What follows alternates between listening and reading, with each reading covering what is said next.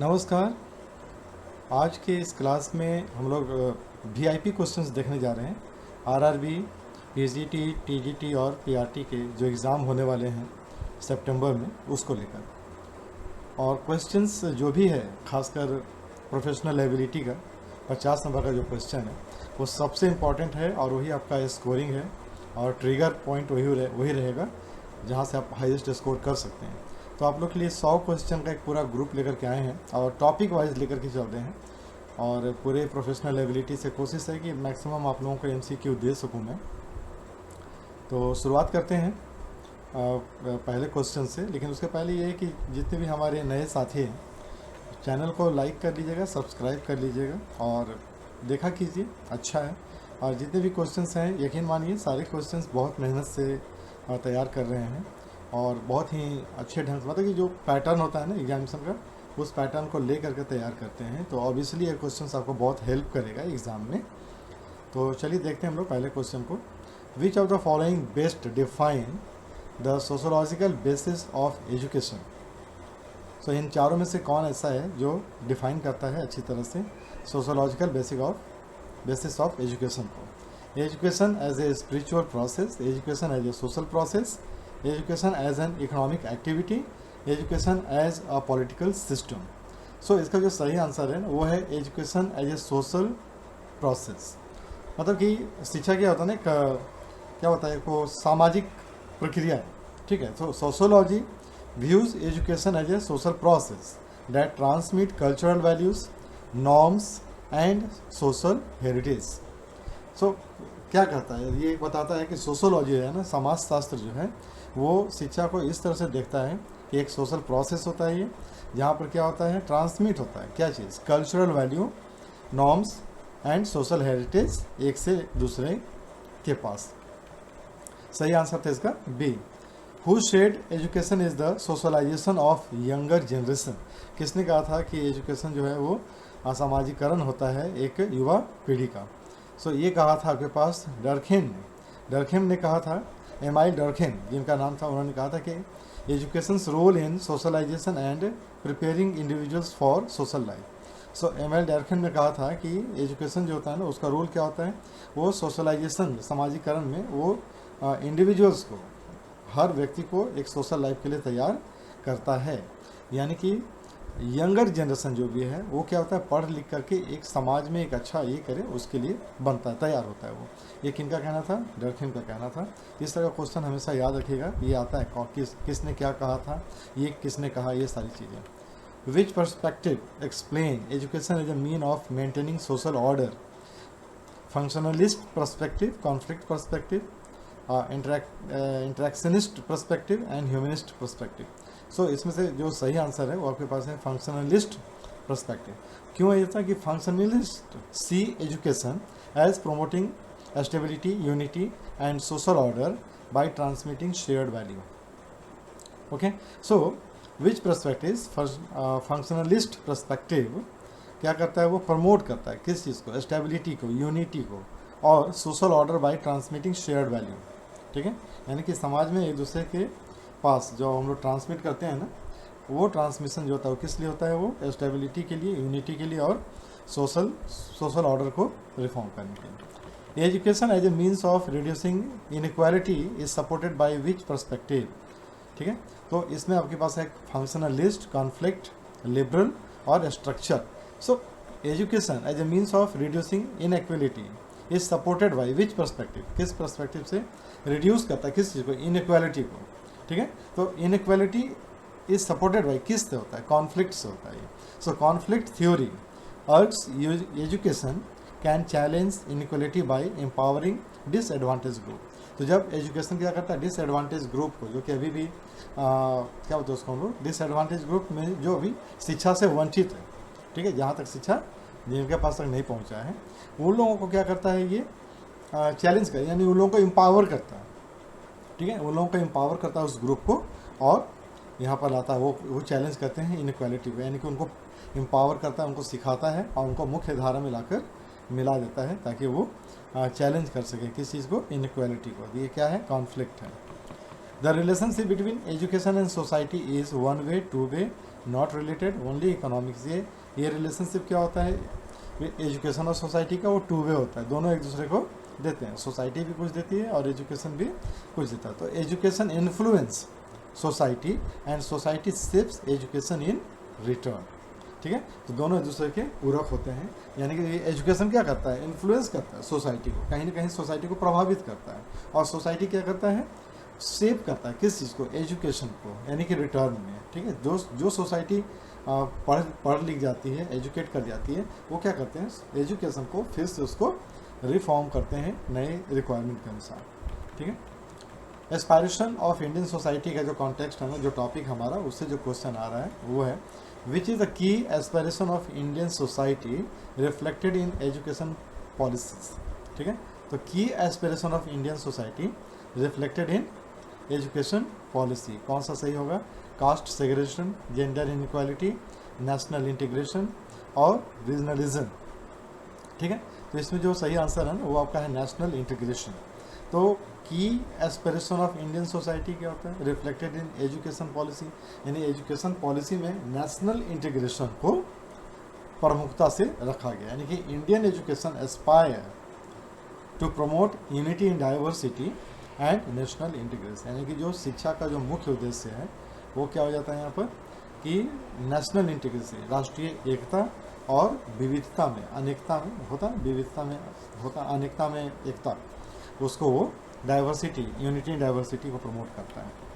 The aspiration for social justice in India is closely linked with, ठीक है, reservation policy in education, privatisation of school, industrialisation, globalisation. So aspiration for social justice in India is closely linked with reservation policy in education, okay. So reservation ensure opportunity for marginalized group fulfilling social justice। तो reservation policy जो दिया गया है ना education में या नौकरी में, इन सब चीज़ों में, उसका जो मुख्य उद्देश्य होता है वो क्या होता है, सोशल जस्टिस को वो क्लोज लाता है, यानी कि जो मार्जिनलाइज्ड ग्रुप है हमारा समाज में उसको भी अपॉर्चुनिटी मिले ताकि वो मुख्य धारा में आए, ठीक है। तो इसका सही आंसर क्या था, ये था reservation policy in education. Which article of Indian constitution guarantee free and compulsory education for children between 6 to 14 years, ठीक है। कौन सा आर्टिकल है, 21A है। सो 21A आर्टिकल जो है ना वो बताता है क्या है कि फ्री और कंपलसरी शिक्षा जो है वो 6 से लेकर 14 साल तक के बच्चों को मिलना चाहिए। So inserted by 86th amendment act जो कि 2002 में हुआ था, it insure right to education, ठीक है। तो 2002 में राइट टू एजुकेशन कब आया था, ये भी आता है क्वेश्चन में। तो राइट टू एजुकेशन जो था वो आपका 2002 में लागू हुआ था, और उसका आर्टिकल जो 21A है वो इंश्योर करता है कि 6 से लेकर के 14 साल तक के बच्चों को फ्री और कंपलसरी, यानी कि अनिवार्य, निःशुल्क एवं अनिवार्य शिक्षा प्रोवाइड किया जाए। तो ये सब क्वेश्चन आपको एकदम याद कर लेना है, ये सब माइंड में रखना है, इसको हमेशा नोट करके रखिए इस चीज़ को कि राइट टू एजुकेशन कब आया था, 2002 में आया था, और ये कब कौन से संविधान संशोधन में था, ये 86 है ना, कॉन्स्टिट्यूशनल अमेंडमेंट में इसको डाला गया था राइट टू एजुकेशन को, जिसमें आर्टिकल 21A कहता है कि 6 से लेकर के 14 साल तक के बच्चों को निःशुल्क एवं अनिवार्य शिक्षा प्रदान की जाए। Education for equality of opportunity is an aspiration under directive principle of state policy, preamble, fundamental duties both A and B। तो इसमें क्या होता है कि education for equality of opportunity is an aspiration. तो education for equality of opportunity ये किसके अंदर में आ रहा है, तो ये बोथ दोनों में आता है, A और B दोनों में आता है, ठीक है। तो directive principle of the state policy भी है ये, और प्रियम्बल में भी ये दिया हुआ है। तो equality of opportunity in education reflect both the preamble's ideals and directive principle, ये दोनों को रिफ्लेक्ट करता है, ठीक है। किस चीज़ का, equality of opportunity in education, यानी कि शिक्षा में सभी को बराबर अवसर प्रदान करना, ये कहाँ आता है, हमारा प्रियम्बल में भी है और स्टेट पॉलिसी में भी ये है। National education policy NEP 2020 aspire to achieve 50% gross enrolment ratio by 2035, 100% literacy in 5 years, free education till university, only vocational training.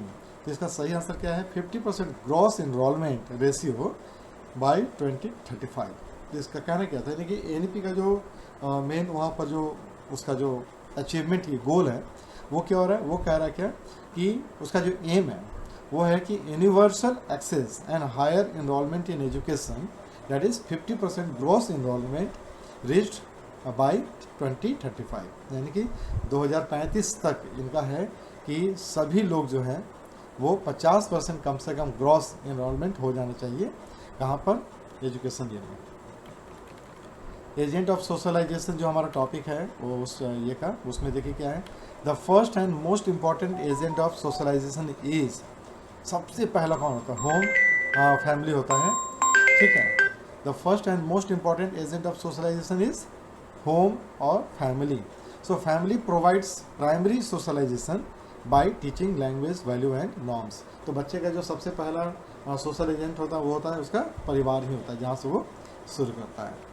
The Indian curriculum of schools refers to, Indian curriculum of school refers to what? Written syllabus, informal value and norms, teachers lesson plan, examination rule.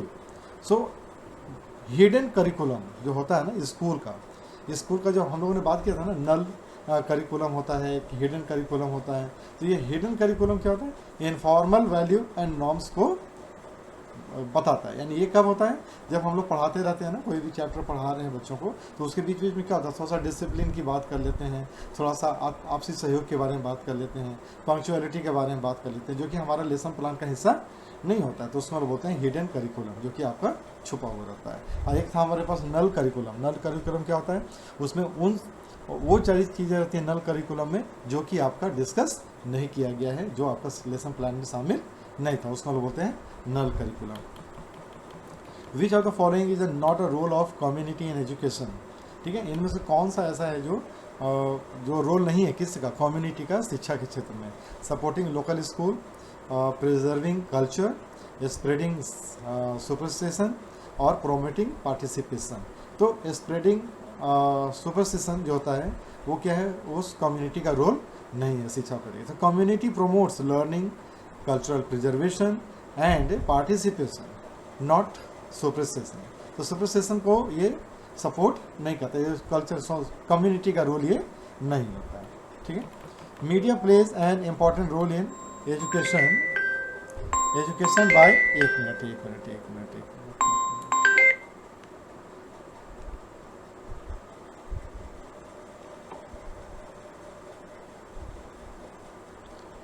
सो यहाँ पर क्या हो रहा है पर कि media play an important role in education by misleading people, disseminating knowledge, promoting violence, restricting creativity. तो ये जो आपके पास आ रही है मीडिया का जो रोल होता है ना, वो क्या हो रहा है यहाँ पर आ रहा है आपके पास में कि मीडिया का क्या रोल है हमारा। तो उस चीज़ को यहाँ पर हम लोगों को देखना है। क्या था ये कि disseminating knowledge, media spread information, awareness and influence attitudes. ठीक है, तो ये क्या होता है? Disseminating knowledge. तो ये क्या है ना, ये जो media play an important role in education by disseminating knowledge को, यानी कि नॉलेज को ये एक प्रकार से ये करती है।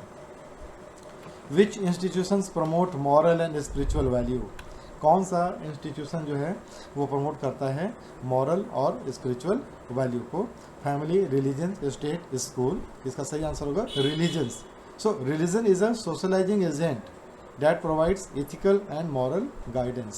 वो क्या करता है? रिलीजन, धर्म जो था वो हम लोगों को एथिकल वैल्यू सिखाता है और मॉरल गाइडेंस हम लोगों को देता है।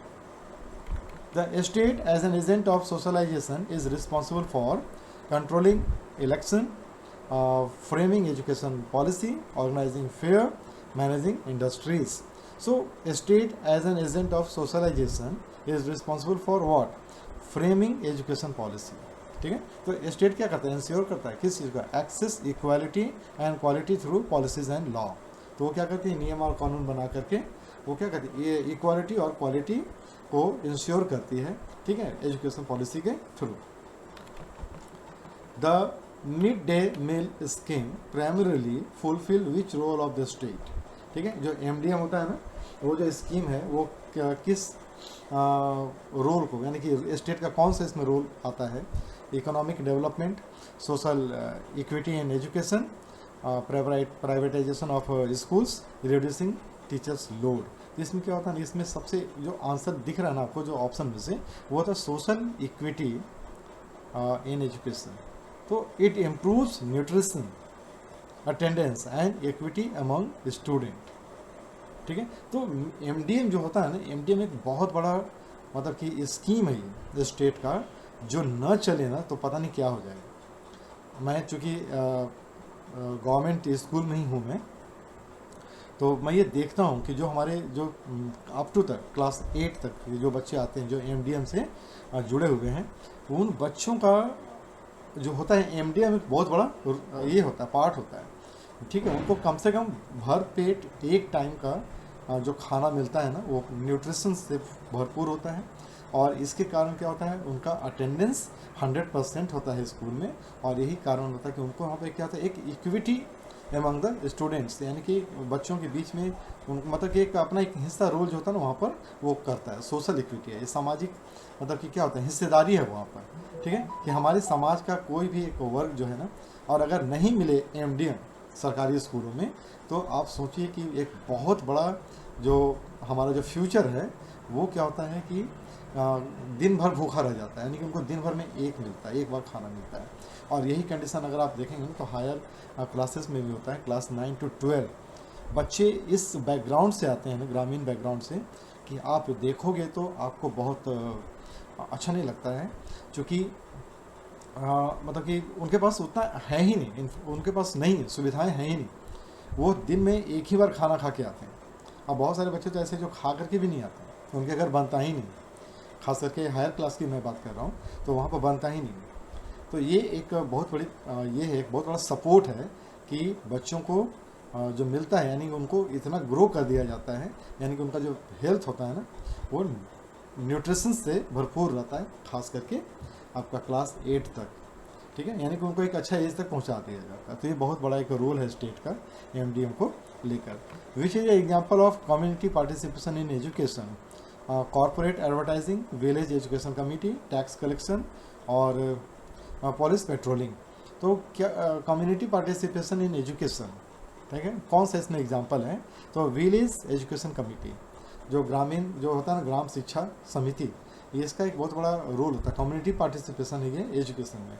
तो ये भी ग्राम शिक्षा समिति जो होती है ना, वो स्कूल के हर मामले में वो अपना राय रखता है।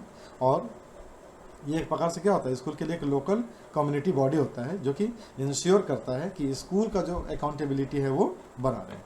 ठीक है, education as an agent of social change, इस पर बहुत सारे क्वेश्चन हैं यहाँ पर कि एजुकेशन प्रमोट सोशल चेंजेस। तो एजुकेशन क्या करता है, प्रमोट करता है social change by preserving inequalities, challenging outdated practice, supporting discrimination, restricting mobility. ठीक है, तो चैलेंजिंग आउटडेटेड प्रैक्टिस, तो एजुकेशन क्या करता है, प्रमोट करता है, क्रिएट करता है, क्या करता है, क्रिएट अवेयरनेस, है ना, रैशनल थिंकिंग एंड रिफॉर्म करता है, जिससे क्या होता है कि जो आउटडेटेड प्रैक्टिस है वो बंद हो जाता है, उसको बंद करना पड़ता है।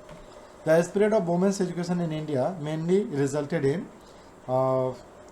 पैट्रियार्चीज, gender equality and improvement, child marriage, female illiteracy. ठीक है, तो ये क्या होता है कि spread of women's education in India mainly result, किस चीज़ का रिजल्ट है ये, जेंडर इक्वालिटी एंड एम्पावरमेंट। ठीक है, तो education enabled women's participation in society and economy. तो अब ये क्या हो गया, जो जेंडर इक्वालिटी जो मिला है ना समाज में, अब वुमेन्स एम्पावरमेंट जो चला है, उससे क्या हो गया कि महिलाएं भी आज पुरुष के साथ कंधे से कंधा मिलाकर हर क्षेत्र में आगे की ओर बढ़ रही है। तो यही आपके पास एक हुआ है कि वुमेन्स एजुकेशन जो इंडिया में जो हुआ है, उससे क्या हुआ, जेंडर इक्वलिटी आया है और वुमेन्स एम्पावरमेंट आया है। तो चलिए देखते हैं अगला क्वेश्चन क्या है कि which reform movement emphasized education as a tool for social upliftment of depressed classes. So ये कह रहा है ना कि कौन सा ऐसा शैक्षणिक मतलब जो मूवमेंट जो था वो क्या किया कि समाज के जो दबे कुचले वर्ग थे उनको ऊपर करने का ये किया था। तो इसको कहते हैं ब्रह्म Samaj, Arya Samaj, Aligarh movement, Dalit movement by Ambedkar. So इसका जो सही आंसर है ना वो होता है Dalit movement by Ambedkar. So Ambedkar believed in education for equality and emancipation of Dalit.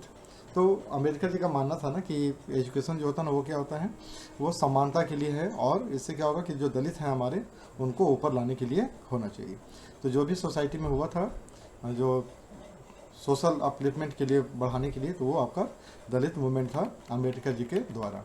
Who said educate और एगिटेट एंड ऑर्गेनाइज, गांधी जी, टैगोर, अम्बेडकर जी और नेहरू जी ने ये बात कहा था अम्बेडकर जी ने। Doctor B R Ambedkar stressed education as the foundation of social justice. Which of the following is a negative impact of education on society?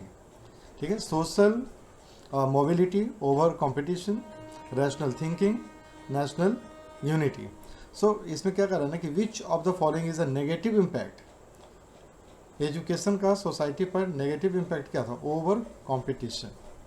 ठीक है, so while education has many benefit, excessive competitions may cause stress. और यही आज के समय में हो भी रहा है ना। तो जैसे जैसे एजुकेशन आ रहा है समाज में, कंपटीशन की भावना बढ़ती जा रही है, और ये कंपटीशन क्या कर रहा है? स्ट्रेस का कारण बन रहा है। ठीक है, तो ये सारी चीज़ें आती है। तो ओवर कंपटीशन के कारण नेगेटिव इसका इम्पैक्ट पड़ता है समाज पर, किसका? एजुकेशन का। Literacy in India has contributed most towards illiteracy, eradication, political awareness, religious conflict, industrial decline. So literacy in India has contributed most towards political awareness. So literacy lead to informed participation in democracy. तो education से क्या होता है, जब literacy आता है लोगों में तब वो क्या करते हैं? डेमोक्रेसी, यानी कि आपका जो क्या बोलते हैं, हमारा जो डेमोक्रेसी है, लोकतंत्र है, उसमें लोगों की भागीदारी बढ़ जाती है। Education act as a tool of social adjustment. When students learn only theory, it helps individuals adapt to society. Exams are removed. Inequality is encouraged. So education act as a tool of social adjustment. It helps individuals adapt to society. ठीक है, adjustment means preparing individuals to fit into social role. तो ये education से ही आता है। Human capital formation is mainly achieved through military expenditure, education and training, tax systems, sports competition। तो ये आता है आपका education and training से। तो education enhance skill, productivity and economic growth। तो सही आंसर इसका क्या होगा? B हो जाएगा, education and training। Which report highlighted education as an investment in human capital? Kothari commission 1964-66, Hunter commission 1882 और मुदालियर कमीशन 1952-53, राधाकृष्ण कमीशन 1948-49। तो which report highlighted education as an investment in human capital? ये था कोठारी कमीशन 1964-66 के बीच में जो बना था। It stressed education's role in modernisation and development. उन्होंने बताया था कि एजुकेशन क्या है? एक प्रकार का इन्वेस्टमेंट है जो हम लोग ह्यूमन कैपिटल, मानव पूंजी तैयार करते हैं। ये कोठारी कमीशन का कहना। तो यहाँ पर एक और क्वेश्चन आ जाता है कि कोठारी कमीशन जो था वो कब से कब तक ये गठन हुआ था उसका? तो 64 से 66 के लिए। So adult education in India mainly aim at reducing teacher unemployment, increasing literacy and skill, spreading political propaganda, religious training. इसका सही आंसर क्या हो जाएगा? Increasing literacy and skill. So it's empower illiterates adult with functional literacy and awareness. So adult education mostly क्या होता है कि गांव वगैरह में जो हमारे किसान हैं, जो कि फार्मर्स हैं, जो पढ़े लिखे नहीं हैं, तो उनको क्या करते हैं, शाम के समय में जब वो खाली होते हैं ना, तो उनका क्लास चलता है और उनको एटलीस्ट साइन करने और पढ़ने लिखने के लिए उनको लिटरेट किया जाता है, ताकि वो अपना काम, जो फंडामेंटल काम है, वो कर सकें। The role of education in reducing poverty is through increasing social tension, creating employment opportunity, spreading superstitions or restricting women's role. So role of education in reducing poverty, गरीबी मिटाने में क्या एजुकेशन का रोल होता है? Creating employment opportunity. ठीक है, तो skills and literacy improve income opportunity in society. Which sector is most influenced by higher education, higher education से कौन सा सेक्टर सबसे ज़्यादा प्रभावित होता है? Agriculture, industry and services, handicraft, traditional art, industry and services. तो higher education supply skilled workforce to modern industries. Vocational education link most directly to employment, spiritual life, festival, family, tradition. Employment से जुड़ा हुआ है vocational. तो vocational course क्या करता है? Prepare करता है लर्नर्स को कोई भी जॉब ओरिएंटेड स्किल सीखने में, और जब वो सीख जाते हैं तो उनको जॉब अपॉर्चुनिटी मिलता है। Literacy rate is considered an indicator of political stability, economic growth, educational development, all of the above. So all of the above. So literacy rate क्या होता है? इज कंसिडर्ड एन इंडिकेटर है किस चीज़ का? Political stability का, economic growth का, educational development का, यानी कि तीनों का। Education as a mean of social mobility employs rich get richer, poor can improve their status, society remains static, inequality persist. इसका सही आंसर क्या होता है? Poor can improve their status. So education क्या होता है? As a mean of social mobility. Social mobility कैसे होता है कि जो गरीब होते हैं वो धीरे धीरे अपना स्टेटस क्या होता है? पढ़ने से बढ़ाना शुरू करते हैं। जो एजुकेट होते हैं तो वो क्या करते हैं? राइज करते हैं धीरे धीरे, और अपना जो सोशल स्टेटस है उसको इम्प्रूव करते हैं। Reservation in higher education promote elite dominance, social equity, economic monopoly, privatisation. So social equality है ना। रिजर्वेशन इन हायर एजुकेशन क्या करता है? सोशल इक्विटी लाता है, ठीक है। It provide access to disadvantage group. तो जो हमारा डिसएडवांटेज ग्रुप है उसको भी समाज की मुख्य धारा में यानी कि आने के लिए वो प्रमोट करता है, ठीक है। तो ये सारी चीज़ें वहाँ पर आ जाती हैं।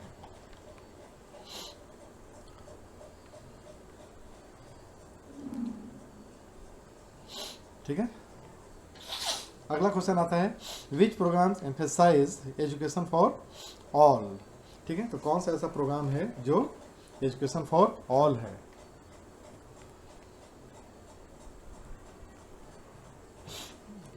सो which programs emphasize education for all? Sarva Shiksha Abhiyan SSA है, मिड डे मील है, बेटी बचाओ बेटी पढ़ाओ, डिजिटल इंडिया। तो सर्व शिक्षा अभियान SSA। तो SSA launch in India in 2001, okay, aimed at universal elementary education, यानी कि सभी को एलिमेंट्री एजुकेशन मिले, इसके लिए सर्व शिक्षा अभियान का शुरुआत किया गया था 2001 में। एक गाना आपने सुना था ना, वो स्कूल चले हम, अटल बिहारी वाजपेयी जी ने वो जो गाना नहीं लगा, घंटी बजती है, वो सब। तो Sarva Shiksha Abhiyan. Who gave the theory of cultural capital? Karl Marx, Pierre Bourdieu, Fisher Max Weber और पार्सन्स। तो पेरे बॉर्ड्यूस ने दिया था, क्या दिया था? He showed how education reproduce class based cultural capital. ठीक है, तो यहाँ पे बहुत अच्छा सा दिया कि who give the theory of cultural capital? तो पेरिस बॉर्ड्यूस ने दिया था। Which types of mobility is achieved when education enable a child from poor family to become a doctor? Excuse me. तो हॉरिजेंटल, वर्टिकल, स्ट्रक्चरल और generational. ठीक है, generational. तो vertical. Excuse me, बहुत खराब स्थिति है अभी मौसम का भी। तो इसका सही आंसर क्या हो जाएगा? वर्टिकल। तो vertical mobility refers to upward, downward status change. Reservation for SC, ST, OBC in education is an example of positive discrimination, negative discrimination, globalization और प्राइवेटाइजेशन। सो पॉजिटिव डिस्क्रिमिनेशन का है ये। तो it ensure equity by compensating historical disadvantage, जो ऐतिहासिक जो चलते आ रहा था डिसएडवांटेज SC, ST, OBC के बीच में, ठीक है, अलग अलग, तो उन सभी को बराबर का दर्जा देने के लिए पॉजिटिव डिस्क्रिमिनेशन बोला जाता है इसको, जहाँ पर रिजर्वेशन मिलता है एजुकेशन में। Who is known as the father of Indian sociology? भारतीय समाजशास्त्र के पिता किनको कहा जाता है? MN श्रीनिवास को, GS गौरी को, राधा कमल मुखर्जी को, योगेंद्र सिंह को। तो GS Ghurye. He led the foundation of sociology in India. उन्होंने ही नींव रखी थी सोशोलॉजी की, समाजशास्त्र के भारत में किसने? जीएस गौरे ने। ये सब नाम याद रखना है। The concept of संस्कृतिजाइजेशन was introduce by max Weaver, M N Srinivas, A R Desai और गौरे। तो कॉन्सेप्ट ऑफ संस्कृतिजाइजेशन ये दिया था आपके एम एन श्रीनिवास से। So sanskritization explain social mobility by adopting higher caste practice. बहुत सारे क्वेश्चंस ऐसे हैं ना, खास करके इसका जो सिलेबस है आरआरबी का वो दूसरे टाइप का है और उसी के अनुसार क्वेश्चंस के लिए बहुत अच्छा है इसमें। Education help in modernisation mainly by preserving only traditions, encouraging rationality and science, supporting blind faith, promoting rigid hierarchy. So encouraging rationality and science. So education help in modernizations mainly by encouraging rationality and science. Secularism in Indian education means no place for religions, equal respect for all religions, only Hindu teachings, westernization. So इसका सही answer क्या हो जाएगा? Equal respect for all religions. So Indian secularism value क्या होता है? Sarvadharma Sambhav. Distance education is an agent of social exclusion, educational inclusion, religionism और cultural conflict, educational inclusion. So it reaches learners enable to access formal education. ठीक है। The 12th 5-year plan emphasized education as a burden, a growth driver, a cultural ritual, a political agenda, a growth driver के रूप में 12th यानी कि 12वीं पंचवर्षीय योजना में एजुकेशन को क्या किया गया था? एक ग्रोथ ड्राइवर के रूप में बोला गया था। Which level of education has the maximum impact on fertility reduction? ठीक है, तो which level of? तो secondary and above. So educated women make informed reproductive choice. ठीक है। Which is the largest literacy program in India? Adult education program, National Literacy Mission, Mid-day meal scheme, NEP 2020, National Literacy Mission. So launch हुआ था कब? 1988 में। और इसका जो target जो फंक्शन था वो था लिटरेसी फॉर एडल्ट के लिए। ठीक है, एडल्ट एजुकेशन पर टारगेट किया गया था। सो नेशनल लिटरेसी मिशन जो था वो सबसे बड़ा लिटरेसी प्रोग्राम था भारत में। कब लॉन्च हुआ था? 1988 में। Education as a levelers means it increase class division, it reduce inequality, it removes exam, it stop employment. ठीक है, तो it reduce inequality. Okay, so equal access to education reduce social gap. तो जब सभी को एक समान एजुकेशन एक्सेस करने को मिलेगा तो क्या होता है? सोसाइटी से जो गैप होता है ना, सोशल गैप होता है, वो मिटने लग जाता है। Which is an example of education promoting cultural leg?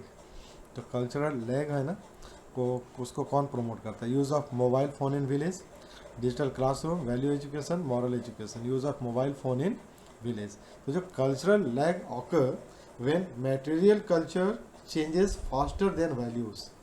आज के समय में वही हो रहा है ना। मोबाइल फ़ोन जब से आया है, गांव में भी आया है, तो गांव का जो कल्चरल जो वैल्यू था पुराने समय से, संस्कार जो था, वो संस्कार क्या हो गया? आज के समय में बहुत तेज़ी से बदल गया। ठीक है, तो जो जहर वाली हवा जो थी ना शहरों में लगी हुई थी लोगों को, वही जहर वाली हवा जो है ना वो गाँव तक भी पहुंच गई है। ठीक है, तो वो क्या हो रहा है? वो कल्चरल लेग को प्रमोट करता है ना। वो किसी का? Mobile phones.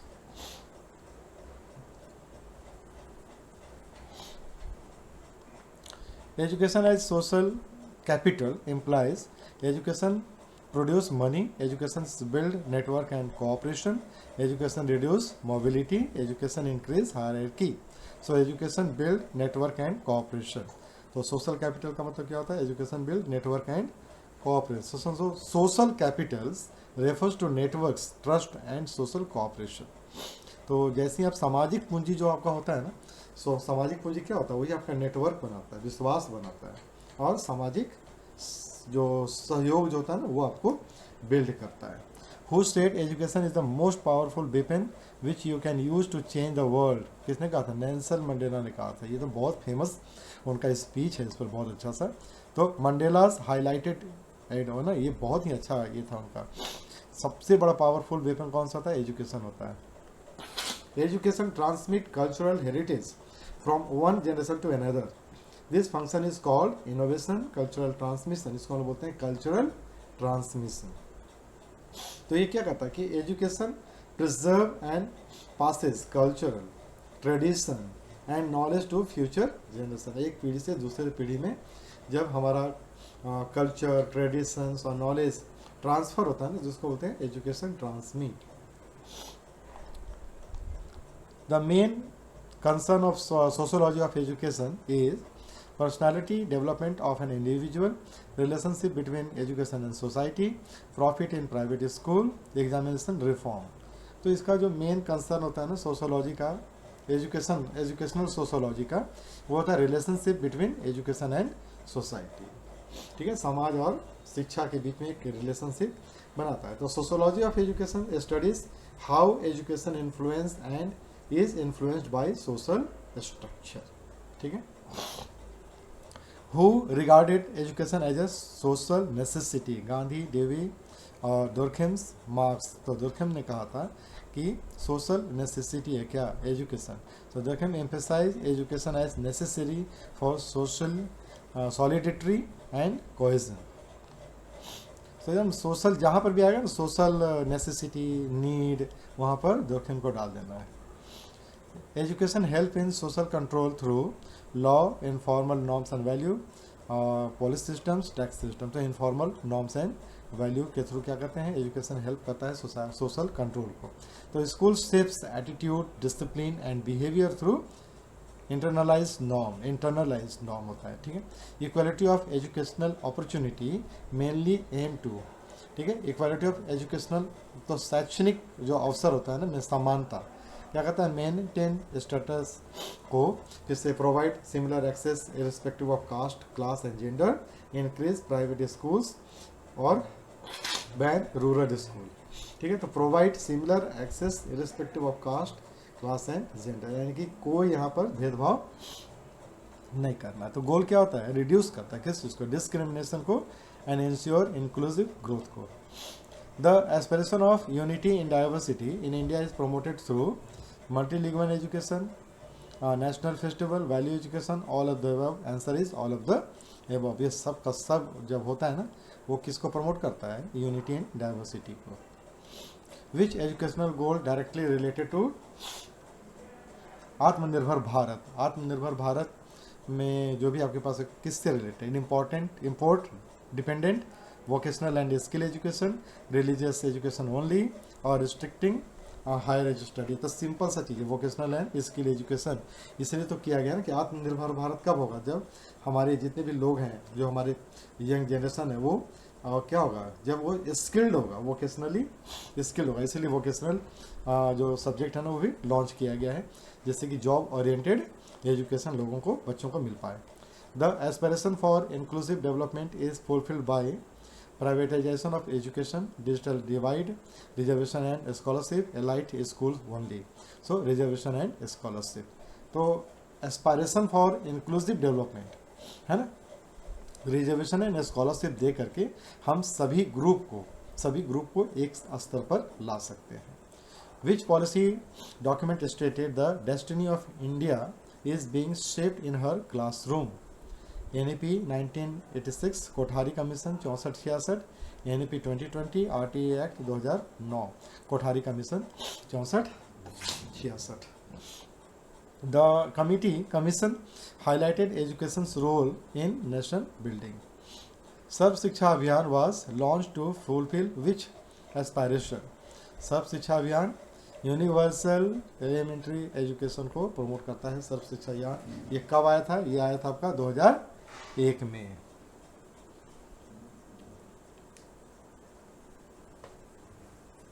किसके लिए, 6 से लेकर के 14 साल तक के बच्चों के लिए. Home is considered the primary agency of socialisation, secondary agency of socialisation. Territory, home किसके लिए होता है, प्राइमरी के लिए होता है. सीधे घर है तो प्राइमरी के लिए होता है. Family is a child first teacher. Which of the following is not function of school. इसमें से स्कूल का फंक्शन कौन है, सोशलाइजेशन, कल्चरल ट्रांसमिशन भी है, वैल्यू इनकल्केशन भी है, पॉलिटिकल प्रोपेगेंडा स्कूल में नहीं होता, ये उसका काम नहीं है. Community participation in education strengthen local governance and accountability, teacher absenteeism, elite monopoly or bureaucratic control, local governance and accountability. So community ensure क्या करती है कि better monitoring of the school, इसीलिए ना बनाया जाता है ना, ग्राम शिक्षा समिति का गठन होता है ना, school management committee. So religions as an agent of socialisation provides किस चीज़ का, economic skill, moral value and ethic. ठीक है, तो यहाँ पर क्या होता है, रिलीजन क्या देता है हम लोगों को, मॉरल वैल्यू और एथिक्स सिखाता है. हम लोगों ने ऊपर में भी इस क्वेश्चन को देखा था दूसरे ढंग से. तो mass media in education is most effective for isolated learners, only rural elite, creating uniform culture and awareness, reducing literacy.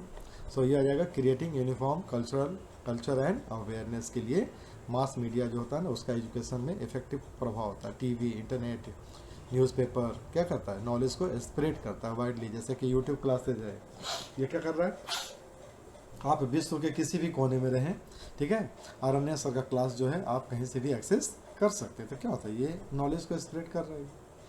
The right to education act 2009 is an initiative of family school state community, state का initiative था ये. ठीक है, it ensure free and compulsory education up to the child up to 6 to 14 year old children. Which of the following is an informal agent of socialization? Textbook, friend and peers, curriculum, law, friends and peers. ठीक है. Which community based programs encourage reading habit in village? Village library, online gaming, election campaign, television serial, village library. तो गांव में भी होता था ना पहले के समय में, मैंने देखा है, अभी भी देखा है मैंने कि बहुत सारे गांव में जनता लाइब्रेरी होती है. तो वो लाइब्रेरी क्या करती थी, वो रीडिंग हैबिट्स को गाँव में प्रमोट करती थी. लेकिन आज के डेट में वो सब अब बंद पड़ा हुआ है, इतिहास बना हुआ है.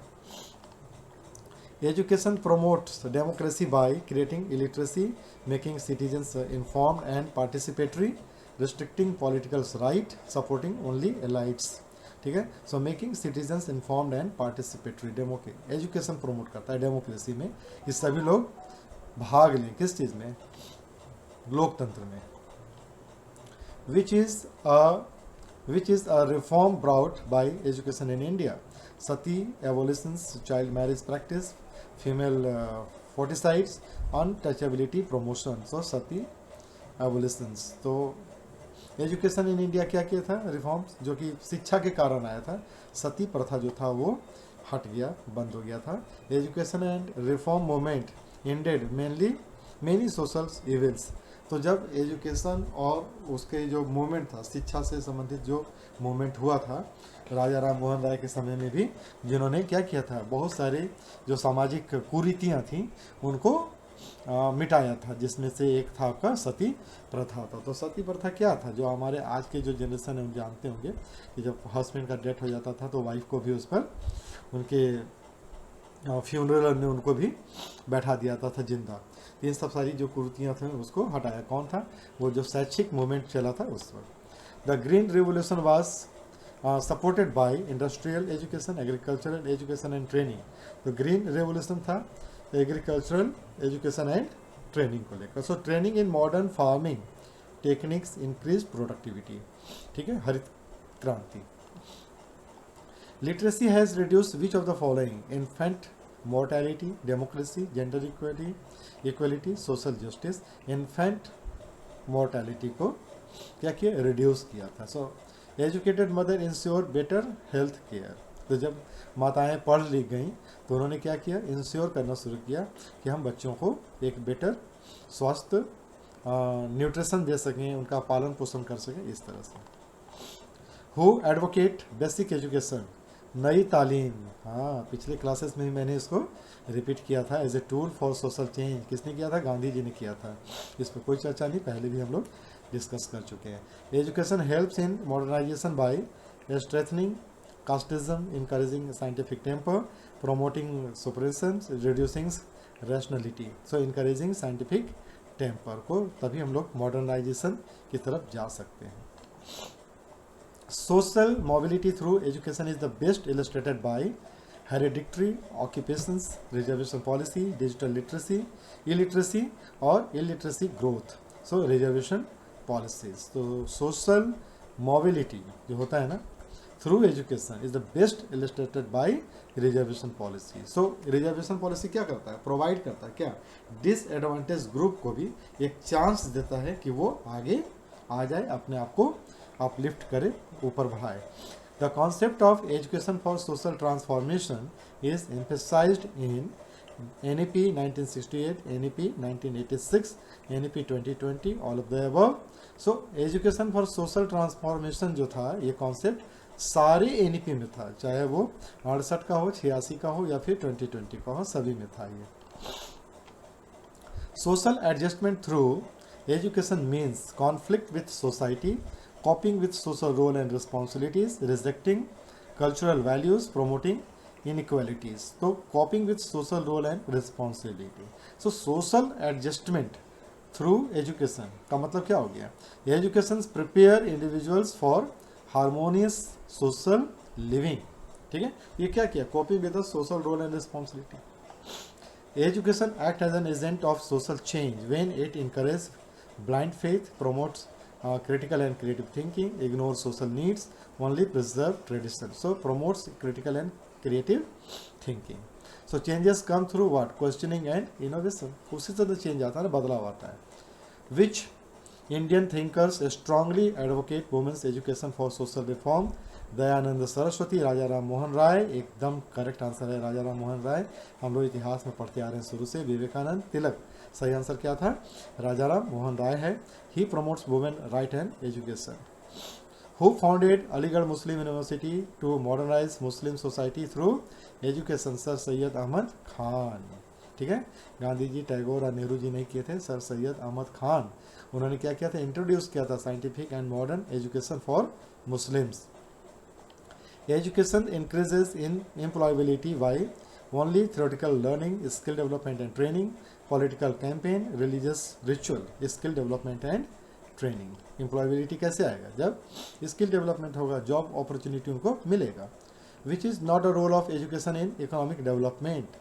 Human capital formation, innovation and technology, increase in illiteracy, productivity, growth, increase in illiteracy. So which is not a role of education in economic development? कौन सा रोल नहीं है, इंक्रीज इन illiteracy. लिटरेसी बढ़ेगा तभी तो इकोनॉमिक ग्रोथ होगा ना, ठीक है। सो एजुकेशन क्या करता है, इलिटरेसी को कम करता है, ना कि बढ़ाता है। So which programs focus on linking school education with employability? Skill India mission, Ayushman Bharat, digital India, Beti Bachao Beti Padhao, skill India mission. So it aim to train youth with job oriented skill, है ना, Atmanirbhar Bharat.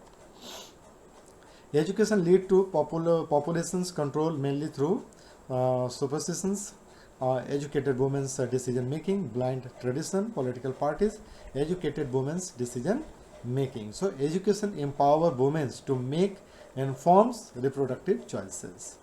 So which sector of economic benefit most from research based higher education? Agriculture only, industry and service sector, rural art forms, festival. कौन सा था इसमें, industry and service sector. तो research boost किसको करता है, टेक्नोलॉजी को, बिजनेस को एंड सर्विसेज को। India's democratic dividend can be utilised best by large use populations without education, educated skilled youth or elderly population growth or illiteracy. So India's demographic dividend, ठीक है, dividend can be utilized. So educated skilled youth, ठीक है। So properly educated youth contribute to economic development. तो जो हमारा demographic dividend है ना हमारे पूरे इंडिया का, उसको कैसे हम लोग अच्छी तरह से यूटिलाइज कर सकते हैं, एजुकेटेड स्किल्ड यूथ के through. Education directly contribute to GDP growth by improving productivity of workforce, है ना। So skilled and literate workers increase efficiency, और जब उनका एफिशिएंसी बढ़ता है तो प्रोडक्टिविटी बढ़ जाता है वर्क प्लेस पर, और उससे हमारे देश का जीडीपी भी बढ़ता है, ग्रो करता है। The World Bank refers to education as luxury, consumption, investment in human capital. So right answer क्या होगा, investment in human capital. World Bank कहता है, क्या कहता है कि एजुकेशन क्या है, एक इन्वेस्टमेंट है, ठीक है, कहाँ पर? Human capital. So education build क्या करता है? स्किल्ड इनोवेटिव ह्यूमन रिसोर्स बनाता है। Which is an example of social return of education? Individual salary, reduce crime rate, bank loan repayment, business profit. So reduce crime rate. ठीक है, तो जब social return आता है ना एजुकेशन का, जब पढ़े लिखे लोग होते हैं तो क्राइम क्या होता है? क्राइम रेट घट जाता है। Literacy and education have a direct impact on sanitation and health awareness, increase in child labor, political illiteracy, economic stagnation. सो इसमें होता है सैनिटेशन एंड हेल्थ अवेयरनेस। तो जैसे ही लोगों में जागरूकता आता है ना, वो क्या करते हैं? बेटर हेल्थ और हाइजीन को यूज़ करते हैं, चूज़ करते हैं। Who gave the concept of role of education in social satisfaction? Karl Marx, Parsons, Durkheims और डेवे। तो इसमें क्या था? पर्सन्स हैं। पर्सन्स क्या किया था? एक्सप्लेन करते हैं how school allocate roles in social structure. तो ये सब याद रखना है। क्या याद रखना है? कि role of education in social stratification किनका था? ये पार्सन्स का दिया हुआ है। Education maintain social order by teaching deviance, creating shared value, encouraging conflict, ignoring social norms. So creating shared value. तो शेयर्ड वैल्यू क्या करता है? प्रोवाइड करता है किस चीज़ को? Stability in society.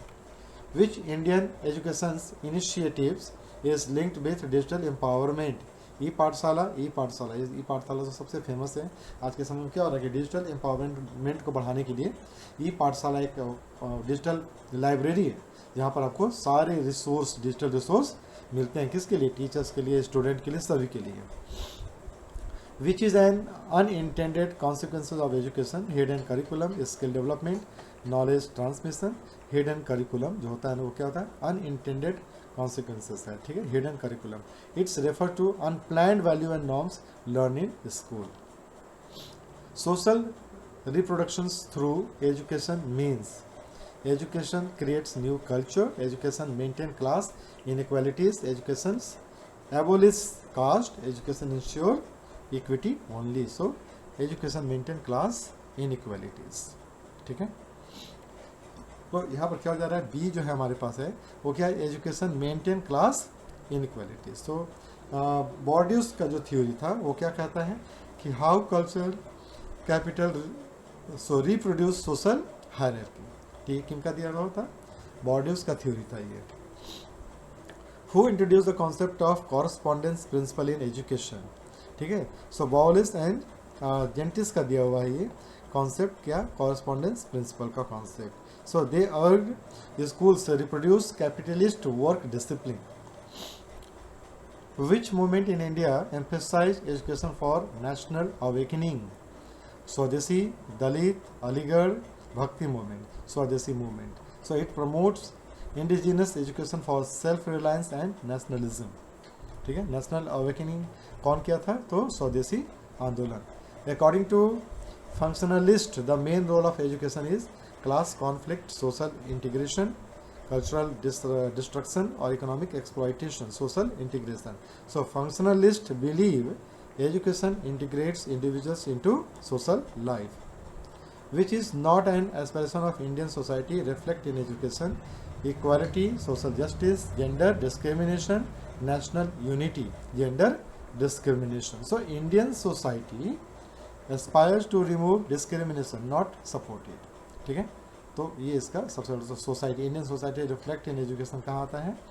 Gender discrimination में, है ना, जो नहीं है। Education is considered the foundation of modern India because it promotes supremacism, it enables democracy, development and equity, it maintains inequality, it restricts progress.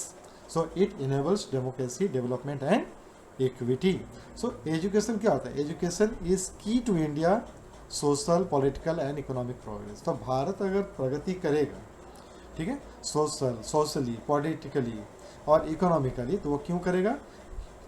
Only due to education. तो education क्या? शिक्षा ही वह चाबी है जो भारत के संपूर्ण विकास के लिए जरूरी है। तो ये था पूरा 100 क्वेश्चन का पूरा एक सेट था ये, और ये केवल एक टॉपिक का ये पूरा सेट था 100 क्वेश्चन का। इसी तरह से आपका जो प्रोफेशनल एबिलिटी का जो भी है उसका 100 क्वेश्चन का सारा सेट पूरा तैयार कर दिया है। और कल फिर हम लेकर के आएंगे एक नया सेट है, वो एक सेट आज पूरा ख़त्म कीजिए। और ये सारा का सारा 100% मैं आपको बता रहा हूँ कि क्वेश्चन आपका इसमें से आएगा ही आएगा। तो चलिए आज के लिए बस इतना ही, हम लोग फिर मिलेंगे कल। चैनल को लाइक कर लीजिएगा, सब्सक्राइब कर लीजिएगा, थोड़ा अपने अपने दोस्तों के साथ भी बांटिए जो टीचिंग लाइन में आना चाहते हैं, और उनके लिए जो पैडागोगी है वो इम्पोर्टेंस है। तो सारे क्वेश्चंस पैडागोगी से ही रिलेटेड रहते हैं। तो आज के लिए बस इतना ही, हम लोग फिर मिलेंगे। शुभ रात्रि, शब खैर, अपने अपने स्वास्थ्य का ध्यान रखिए, एग्ज़ाम नज़दीक है।